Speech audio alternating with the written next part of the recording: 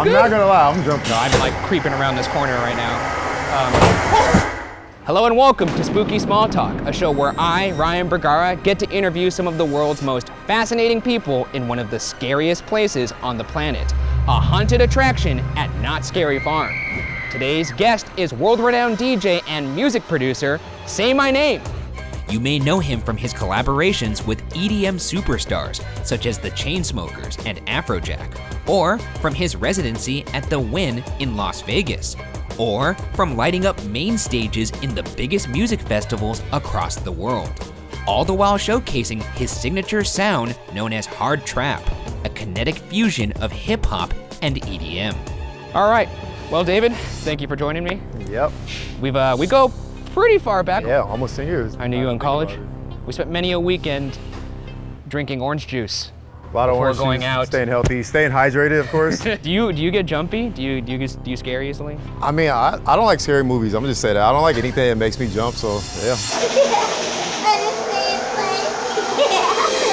Before we enter this maze, I'm just gonna hit you with just a nice little softball question here. All right. I had no idea you like to study theology, and you also like to write research papers. So English was always like one of my favorite subjects. Yeah. And I took up a religious studies class, and a lot of it was writing. You were pretty studious in college, now that I remember. I was I love history. Are you gonna wear the sunglasses in the maze? Now I'm gonna take them off. It's gonna get dark. You're gonna be bumping into things. That might be the scariest thing. Why don't we get in this maze and then we'll shoot some more questions your way.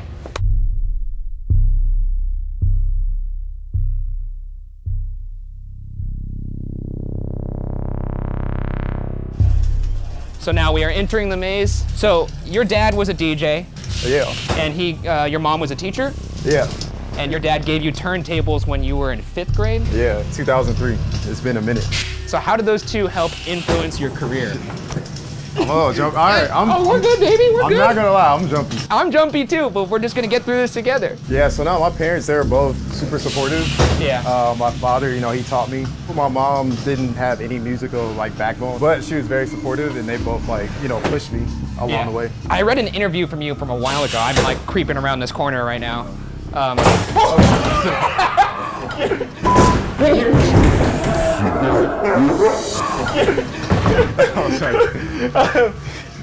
mentioned my heart is pounding. You mentioned in an interview before, someone asked you, what's the strangest thing about being a DJ? And you said, here's a quote, "Wow, all of those noises were in my head." It made me think, what's it like to listen to your work? Is it rewarding, or is it sometimes excruciating? It's rewarding. I still think it's probably not the strangest thing now. Now it's the coolest thing. Yeah. Because I get to share those sounds that were in my head with thousands of people around the world. You know? And it's super cool. It's rewarding. Yeah. It's a good feeling. I don't know. It's all like a process. It's a learning process. What is your process like? Do you have a beat in your head and then you're kind of like, okay, maybe that'll work, or? My general process is I'll kind of think about the beat for a good day or so before I actually sit down and draft it out. And then you just kind of put pen to paper, so to speak, and oh my goodness, Christ. Jesus Christ, that is harrowing. Yeah. It's pretty good, actually. It's a pretty good anime. Looking at around. Yeah, you're looking around. Come around this corner right behind this decapitated head on a chain. Oh man. So we have now arrived at our first segment. If you'll just have a seat right there. All right, so, how you doing? How's your? I'm good. I just get jumpy. I'm good. So this is our first segment. This is a segment we call Fear and Flourish. This is about a time in your career where maybe there was an obstacle, something you were scared about, but you persevered and still succeeded anyway. Was there anything that comes to mind that kind of fits that description? Yeah, I'd say halfway through college, I don't want to say school got in the way, but I couldn't dedicate as much time that I wanted to making music. And it kind of slowed me down. I wasn't in the studio that much, and it actually kind of set me back. Did it make you doubt your abilities, or did it make you doubt your love for the craft? I never doubted my skill, because it's always a learning process, but made me question my commitment to how much time I was gonna actually put towards my career, and also try to pass my classes.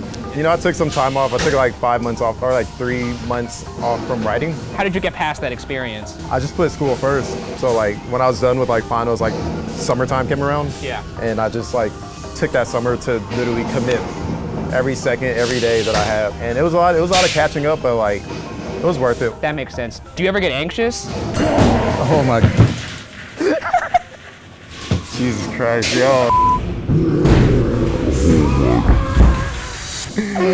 Don't do that. I'm sorry. I'm sorry. Yo, I'm gonna start sweating, bro. Yo, I'm gonna start sweating right now. It's all good. Let's move to the next room and we can recover over there. Yo, You survived, man. Fear and flourish. Yeah, I get anxious. I'm anxious right now. Let's go this way. It's all good. It's all good. Look, there's a nice werewolf there. Chilling, yeah. I remember back in school, I used to be into like all this weird stuff, and every time I asked if you wanted to come with me, you'd always be like, "No, I'm good." Yeah, I'm chill. Yeah, now you know why, because This is my revenge for you never accepting my invites. I also heard you say in an interview that you actually have a fair amount of social anxiety. What was it like in high school? What were you like in high school? I was pretty timid, pretty shy. I had like a core group of friends. I played sports, you know, I was very active, but I was still like into, like I was just an introvert, you know? It's kind of interesting that I feel like I've heard a bunch of DJs say they're introverts, yet they're in this very extroverted. Jesus Christ, that scared the hell out of me. Yeah, no, it's interesting because I'm in an industry where I have to be like, I'm in an industry where I have to be in front of thousands of people. Has that helped you? Oh yeah, it's definitely helped me overcome like my social anxiety and just be able to like. Hello. All right, that's not that bad. Oh, Jesus Christ. Maybe it is. Maybe it is that bad. You were saying. Yeah, so no, I like it. It's definitely helped. And I would say I'm still an introvert, but I'm not as much as I was, you know, when I was in high school. So you're like an introverted extrovert. You use a lot of energy on stage and you go back to your room to recharge. Yeah. Okay. Yeah, I'm kind of similar actually. Bro, I'm gonna close my ears for a second. I feel like something's about to. No, you're good, man. You're all good. All right. This is actually our second segment now. You can have a seat right there. Don't worry about him. He'll just wiggle a little bit and then he'll take a little nap. He'll tire himself out. All right. This is crazy. This is our second segment. This is a segment we call Career Crush. This is where we talk about somebody, whether it's a person in your field or not, that you admire, someone that inspires you. Is there anybody that fits that bill? Yeah, Skrillex. Skrillex? Skrillex, DJ Snake, and Tiesto. What about those guys inspires you? Just their legacy. They all have like created an imprint in the industry, whether it's like their record label, the music they put out, like the classics they've made. You know, I aspire to be at that level. You know, I'm pretty thankful like where I'm at right now. Yeah. But there's always like, you know, you can always go further. And those guys, they're those examples of like the pioneers, you know. Did you get influence from their style at any point, or? I think like style-wise, DJ Snake has been like a big influence. His whole swagger, everything. I mean, the music too, like his energy is just like, it's contagious when you're around him, like when you see it on stage. That's one artist that like I've kind of like just seen like every step along the way. I'm like, yo, like I want to be that cool guy, you know? Like he's cool. I mean, you kind of already are to a lot of people. Thank you. I mean, you're cool too. Oh, thanks, man. That's no business time! Oh my God. Okay. All right, let's go before he gets more upset. Yeah. You kind of talked about creatives back there. Yeah. In a summer 2013 interview, you said... Ooh, pulling out the interviews. I am pulling out the interviews. Wow, all right. They asked you what your hope was for your career, and you said your hope for the future was to make DJing a full-time career and travel the world professionally, performing at massive festivals and prestigious clubs. It's now 2019, 6 years later, you've done that. Yeah, word by word, yeah, spot on. Are you satisfied? And if you aren't, is it possible for a creative to ever be satisfied? Yeah, I'm definitely like, I'm not comfortable, but I am satisfied. I'm grateful, and but there's so many more festivals that I want to play. But you know, I have like a Vegas residency. That was when I said prestigious clubs, like that was. I mean, you have a residency at the Wynn. That's pretty incredible. Yeah, so that's like check that off the bucket list, you know. It's like, yeah, I know that truly is something.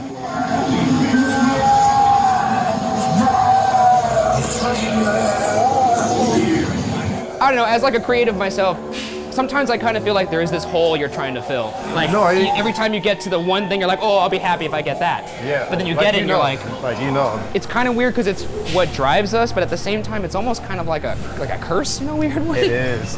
Well, because like you can beat up on yourself. You know, you can sometimes set unrealistic goals. Yeah. I mean, they're realistic, but you can have like, I guess the time frame that you'll set a certain goal. You're like, oh, I want to do this by then. And I guess that's when you kind of like get to that point where you're like, you get down on yourself, you know? No, it's easy to do that. Oh, What are you doing here? Yeah, that's your friend. That's your homeboy. So you won the Insomniac Discovery project, which earned you the right to perform at EDC. Oh my God.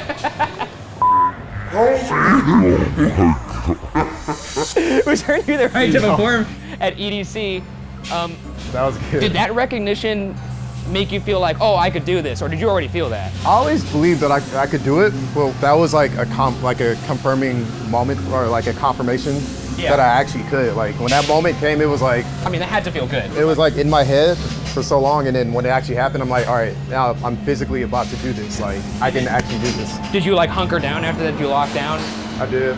Yeah. So like I worked on the set I worked on that set for a while, like just day and night. Yeah. And just trying to perfect it. Yeah. And yeah, that was one of those like moments that really put me on like a platform where I could share my music on like a festival level. You know, 'cause that was the first festival I played, and it just really opened up a lot of doors. I forgot. A lot of doors. Yeah, yeah. Yeah, because in a way, like a set list, it's kind of like, oh my God! A set, Yeah, you go first. I forgot my question. A set list is a lot like your personality. And I remember after you won EDC, the grind didn't stop. You still had a part-time job, or you worked 40 hours a week at Guitar Center. I did. What made you finally have the courage to be like, okay, I'm leaving this job, I'm gonna do music full-time now? I'm with Paradigm Agency right now. So like when I finally got signed, it was like one of those do or die moments where I was like, you know what? I just have to walk out on faith, quit my job, and then, like there is no certainty. I just gotta roll with the punches. Did you feel like fear? Or I was anxious. I felt a little fear, but I was also excited. Yeah. Because I finally got an agent, and I knew the potential of having an agent. I just looked at all the positives and did not look at the negatives. Counting your blessings, looking at the positives is like hard to do. Yeah, no, but there is some fear, there's uncertainty. You have no idea what's next for your career. Well, you certainly don't show it. So, thank you, bro. That's a compliment. All right, we made it through. Yeah, that was actually kind of terrifying. Yeah, I'm not gonna lie, I'm still like. Yeah, I could. Is your heart beating? Like. A little. It was a weird way to feel someone's heart with the back of my hand, like a little cat. But yeah, I'm glad you came down. I'm glad I got the chance to talk to you, figured out some things about you that I didn't know. And I appreciate it. Thank you for having me. I look forward to seeing the rest of your career. Whew, it's terrifying. That woke me up.